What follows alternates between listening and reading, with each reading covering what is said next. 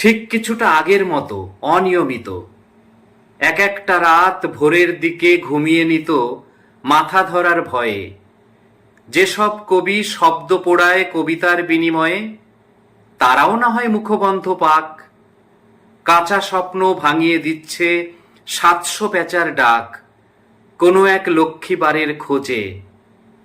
ভালোবাসার সব পাঠকই নিজের গল্প বোঝে, তাই তো এত চিরুনি তল্লাশি।